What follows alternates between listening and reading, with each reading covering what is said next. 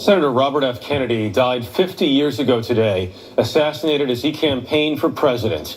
His widow, Ethel, marked the anniversary by placing a rose on his grave at Arlington.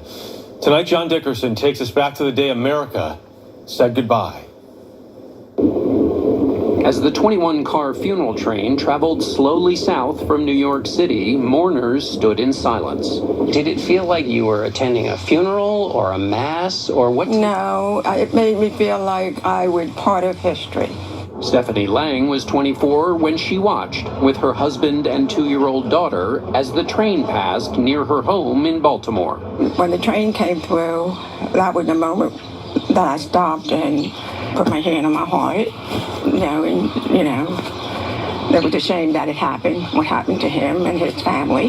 They're as mixed in age and sex and color and size.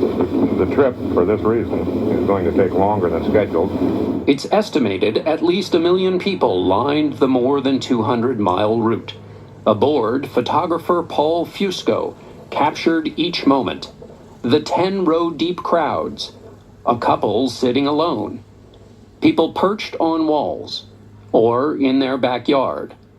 22 of these rare images are now on exhibit at San Francisco's Museum of Modern Art. It was fairly solemn because the train was carrying the remains of our last hope. Michael Scott says seeing them here takes him back to the side of the tracks in Northeast Maryland. You can see it in their faces. Some are crying. Some of the faces in their pictures are stoic. But there was an energy coming from that train which demanded respect. Scott was 15 when Kennedy died. He admired him for his protection of civil rights demonstrators.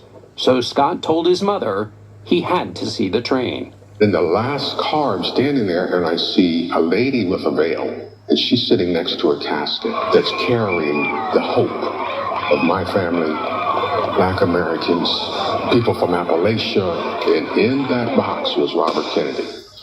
That's imprinted in my head, in my mind. I'll never forget that. The images of the last goodbye for the man and the hope he represented. John Dickerson, CBS News, Baltimore. That is the CBS Evening News tonight. I'm Jeff Glor. Good night. See you tomorrow.